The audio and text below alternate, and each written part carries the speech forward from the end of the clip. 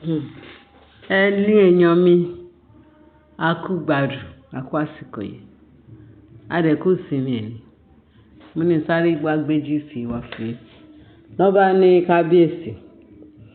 Báwọn èèyàn ṣe gbọ́. Torí gbogbo kíní yẹn circulate íńtánẹ́ẹ̀tì tẹ́yìn náà bá gbogbo íńtánẹ́ẹ̀tì. Ní péjì Ọọ̀ni that is Ọ̀jájá program TV ní Ilé Ifẹ̀. Kì í máa ṣe kékeré. Gbogbo íńtánẹ́ẹ̀tì ló ti gbé pé Mariam bímọ ó bí ìbejì. Àwọn tó gbọ́ lọ bá kábíyèsí nínú àwọn ìjòyè. Àkábíyèsí kọ́ tá à ń gbọ́ wọ́n ní Mariam bímọ ó bí ìbejì ó bí ọkùnrin méjì. Ẹ kú oríire o. Nígbà tó jẹ́ pé wọ́n mọ̀ pé àkàtà kábíyèsí ni gbogbo wọn takú sí tọ́hún move. So anything tó bá fẹ́ ṣẹlẹ̀ ń bẹ̀ yẹn wọ́n máa pe kábíyèsí sí àkíyèsí. Ló bá di pé àwọn òjòyè lórí pé wọ́n bá sọ fún kábíyèsí congratulations pé àwọn gbọ́ pé Mariam bímọ. Wọ́n ní kábíyèsí ò dáhùn. Wọ́n ní kí ló ń jẹ́ ìbànújẹ́ sórí àgbàkodò. Wọ́n ní bó ṣe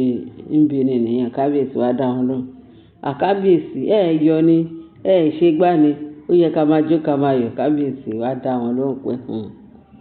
kì í ṣe bẹ́ẹ̀ tó òun yìí ṣe ètò òun yìí ṣe investigation nítorí nǹkan tó jẹ́ kí òun máì sí iyọ̀ ni pé òun wádìí ohun gbogbo dájú kó wá mọ̀ tó jẹ́ òtítọ́ kóun tẹ́lẹ̀ yọ̀ ayọ̀ tòun òun tí iyọ̀ sí ṣé tóun bá máa yọ ayọ̀ tòun pé ẹ̀yin gan ẹ̀ rí lójú òun ẹ̀ rí ní gbogbo atmosphere òun. Wọ́n ní sáàwò kábíyèsí ní àwọn ní alàgbà kan nu wọn ó dìde. Ó ní ìyẹn gan pé ẹnu yẹn máa ń gbọ̀rọ̀ gan yẹn ní kábíyèsí. Kí ni ìtumọ̀ nǹkan tẹ́ sọ yìí torí ẹ gbọ́dọ̀ jẹ́ òye wa ká lè mọ nǹkan tí ó ń ṣẹlẹ̀. Wọ́n ní kábíyèsí wá ní tóun bá yọ̀ ǹsìn tóun fi gbogbo ara lọ gba ọmọ yẹn ǹsìn kóun dẹ̀ ṣetán kó tó ti ṣe òun lẹ́ṣọ̀ájú kò gbọ́dọ̀ ṣe òun lẹ́lẹ́kejì ẹlẹ́ẹ̀kẹta kí ọlọ́mọ ayẹ kéèyàn kó bùyàn lọ́wọ́ o. Wọ́n ní kábíyèsí wá ní tó bá ṣe investigation ọmọ yẹn tí ó bá jẹ́ tòun póun àwa yọ̀ pé ṣùgbọ́n àwọn yìí fi ṣe investigation lọ́wọ́. Lákọ̀ọ́kọ́ bá ṣe gbọ́ o wọ́n ní kábíyèsí gbọ́ ó ṣàjọyọ̀. Bẹ̀tẹ̀ ẹlẹ́ẹ̀kejì nígbà tán tún sọ fún pé kábíyèsí wọ́n pe kábíyèsí sákìyèsí ṣé mọ̀ nǹkan tẹ̀ ń ṣe ṣá báyìí ẹ lọ fi ṣe investigation. Ìgbà tó dẹ̀ lọ ṣe investigation tó dẹ̀ sọ pé wọ́n ṣe kábíyèsí tó dẹ̀ rí pé ṣe ni Mariam ó ń ṣe bíi pé ó tún fẹ́ stubborn. Báwo ni kábíyèsí ò ṣe ní sọ pé òun ò lè yọ̀ mọ́ torí ó ti kọ́kọ́ yọ̀ lákọ̀ọ́kọ́. Ìgbà tó ta ló lobo ló sọ pé òun ò lè yọ̀ mọ́ until tóun bá mọ outcome of situation bọ́mọ yẹn ṣe wáyé. Wọ́n ní Naomi wọ́n ní Mariam pé yarí fún kábíyèsí o pé báwo ló ṣe máa sọ pé kóun wọ́n máa ṣe paternity ọmọ ó máa ṣe kinní ṣé bó ṣe ṣe ti àwọn ìṣáájú nìyẹn ṣé tó máa yàtọ̀ ní póun ò ṣe o wọ́n lóun ò ṣe. Kábíyèsí wa ní ṣé ìyẹn dẹ wọ́n fẹ́ kí wọ́n máa dunnú tó bá dẹ̀ ṣe kó mọ tán sí ẹnìkan wá dé pé òun lòun lọ́mọ òun ò ṣe o. Ó ní tóun bá ṣe àjọyọ̀ tí ìyàwó gidi tóun fẹ́ tóun mọ̀ pé òun lòun ṣe tó gbọ́ tóun lẹ́nu tó lè lọ ṣe gbogbo confirmation ìwúlẹ̀ ọmọ òun àṣẹwà sọ pé yes ọmọ yẹn ó wájọ́ mọ́ òun pé ṣùgbọ́n ọmọ tán yìí ṣe kinní tán doubt tí òun ò mọ̀ bóyá òun ló ní àbí òun kọ́ ló ní. Lẹ́yìn ìwọ́ làwọn máa béèrè lọ́wọ́ òun pé báwo ni tọmọ ọlọ́mọ ṣe jẹ́ ní ààfin òun ó lóun ò ṣe. Wọ́n ní bí àwọn àgbà ṣe wá ní wọ́n ní tó ti di bẹ́ẹ̀ wọ́n ní ìbànújẹ́ wá sórí àgbàkodò. Wọ́n ní kábíyèsí ẹ rí ọ̀rọ̀ yìí sọ o báwo ló ṣe wá máa jẹ́ o. Wọ́n ní nǹkan pa àwọn olórí tó wà ń bẹ̀ ó ní wọ́n sọ pé ṣe mọ̀ pé àwọn yẹn gan-an bá mi kí ló lóun jẹ́ wọ́n ní bá mi nọmọ wọ́n ṣàṣọ̀rọ̀ owó yẹn bẹ́yẹn bákan òrìṣà jẹ́ pé méjì obìnrin ò dénú wọ́n lóríṣà jẹ́ pé méjì o ṣẹ́fì ìpinnu wọn dùn irú tọ́fẹ́ pé ìṣẹ̀lẹ̀ tọ́pẹ́ tó gbọ́ pé wọ́n ní Mariam bímọ wọn ló sá bóyá ọsítù ló wà o bóyá ọsítù Nàìjíríà ló wà o torí àwọn kan sọ pé wọ́n kọ́ náà dáríjì wọ́n ní àwọn kan ní Canada ló wà ẹ̀tọ́ àwọn kan fẹ́ pọ́ bímọ kábíyèsí lọ wò lọ́sítù tó lọ sọ ìwọ̀n pé àwọn èèyàn wa rúmọ̀ lóríṣiríṣi irú tí kábíyèsí sọ sí pé òun ò lè jubiléètì kankan torí jubilation òun kò tí ì yá tó bá ṣe gbogbo investigation tán ọmọ tóun yìí sọ yìí pé wọ́n ní kì í ṣe kó má fi gbogbo ara sọ pé òun lòun bí torí partially èyí tó pọ̀ jù nínú ẹ̀ ní tẹlòmíì nígbà tí kábíyèsí wọ́n sì ti ṣe secret wọ́n ló ti ṣe secret kí ló ń jẹ́ DNA ó ti ṣe tiẹ̀ ṣùgbọ́n ẹ̀yin èèyàn mi kì í máa ṣe kékeré wọ́n ní oníbàárà Mariam ó ń bó lè bọ̀ ó ti ẹ̀dá tí kábíyèsí ṣe tètè kọ́ ṣe tètè pé kábíyèsí ṣàkíyèsí torí kò sí nǹkan tó wọn lè ṣe wọ́n máa ṣòtúmọ̀ pọ̀ tó bá ń ṣòtúmọ̀ pọ̀ wọn ẹ máa rò pé bóyá kábíyèsí wà in his right senses whereas ó ní bó ṣe jẹ́ ilé ayé yìí àfikọ́ lọ ṣàánú wa ó ní bó ṣe jẹ́ o mo sọ fún wa pé Mariam ti rẹ́dì gbogbo wàhálà tó fẹ́ ṣẹlẹ̀ ó ti rẹ́dì ó ti fowó rin gbogbo ẹ̀ pátá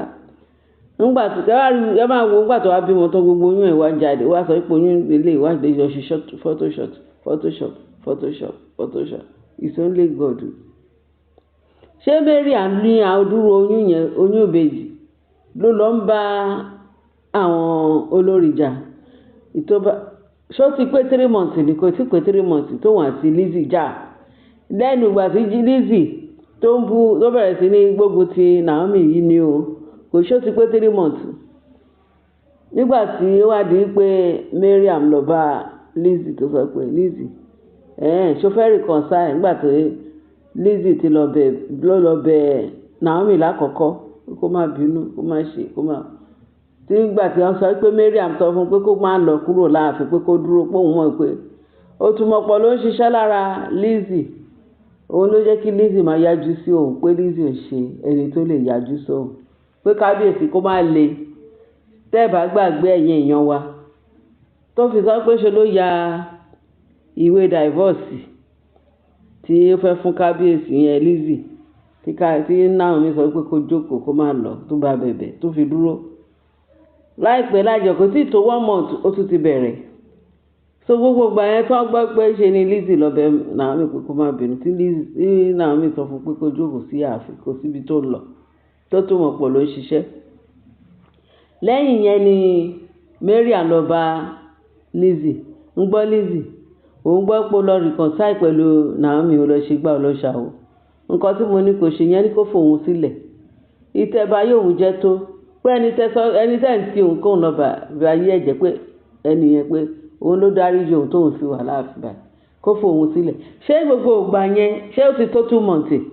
ẹ̀yin èèyàn wa tẹ lé tí ìgbọ́ tẹ mọ bẹ ṣe dá sọ̀rọ̀ tẹ̀dẹ̀ ní òye tẹ ní ìmọ̀ àti òye tẹ fi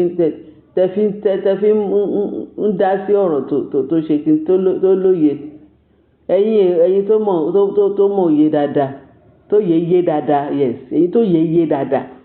ẹ máa recollect ọ̀rọ̀ tí mò ń bá wa sọ yìí ṣé ó ti pé 3 months tó sọ pé Lizzy kó àwọn méjèèjì wá bẹ̀rẹ̀ sí ní jà ó na kíní tó di flat tó ṣubú tó ṣe gbá tó sọ pé oyún òun ti yá o Lizzy ti bàjẹ́ ẹ ti gbàgbé ṣé ó ti pé 3 months wọ́n tún sọ tó tún sọ pé lọ́ọ́ fi ọlọ́pàá gbé Lizzy yẹn Mariam yẹn tún lọ wọ́n ní sọ pé oyún yẹn ti yá tó ti pé 3 months gbogbo tí ju 2 months lọ ẹ má jà tán ra wa. Kò tún pẹ́ kò tún jìnnà ó tún lọ bá Naomi jà. Naomi tún nà ní blue black still ó ní bàánà finally íńtánẹ́ẹ̀tì náà la ti ń gbọ́ àgbọ̀ wọn rárá àmọ́ nǹkan tó ń ṣẹlẹ̀ o láàbá wọn dáàfin kò dẹ̀ sẹ́ tó wá ń jí ọ̀rọ̀ sọ inú íńtánẹ́ẹ̀tì náà ni àgbọ̀. Ló tún ní tó tún lọ fọlọ́pàá gbé ìyàtọ̀ ẹ̀rí nìkan wò pé ó tún ti ba òun jẹ́ ojoojúmọ́ lóyún tiẹ̀ máa ń bàjẹ́ at the end of the day ṣé gbogbo ẹ̀ ju 2 months yìí lọ ló bá di oṣù yìí ẹ̀ṣà ní oṣù kẹta náà wọ́n sọ pé Mariam bímọ gbogbo oyún Mariam àti ẹ̀rí photoshop náà ló lọ ṣégbà tó bímọ ẹ̀ tó wà lọ ń kọ lébẹ̀ Queen Naomi bí twins Queen Naomi bí Queen àbí kí ló ń jẹ olórí Mariam bí twins olórí Mariam bí twins wọ́n ṣà ń lẹ̀ mọ́ gbogbo àwọn photoshop tó yà sínú kìíní. Gbogbo íńtánẹ́ẹ̀tì wa gba wèrè kan pé níwùzù Naomi níwùzù Mariam pé Mariam bímọ nínú oyún tó níyẹn wọ́n á lẹ̀ Mariam bímọ twins àti gbogbo oyún yẹn pátá sẹ́rí íńtánẹ́ẹ̀tì Mariam bímọ twins. Ẹ̀yin èèyàn wa ṣé kò yà yín lẹ́nu ó dìgbà náà ẹ ṣàjẹ́ ká máa wò Ọlọ́run agbóògbò ẹ bá mi share ẹ bá mi like ẹ bá mi fi tó kù sí comment section torí eléyìí yà wá lẹ́nu wọ́n ní kábíyèsí ní ohun ò tí ì yọ ayọ̀ ọmọ torí ẹjọ́ yìí wà lórí ọmọ yẹn wọn ò ní lọ gbọ́ ọmọ tán lé ní kó dọ̀là kan sọ pé òun kọ́ lòun lọ́mọ o that is the real point ọ̀rọ̀ yẹn ẹ ṣé gan bẹ́ẹ̀ ṣe ń tẹ́tí sí wa ẹ bá wa share ẹ bá wa like ẹ bá wa subscribe ẹ kẹ́lẹ́ bá fi tó kù sí comment section ẹ̀yin ọlọ́gbọ́n jùlọ ẹ̀yin èèyàn mi tó fẹ́lẹ́ kẹjọ láyọ̀ o.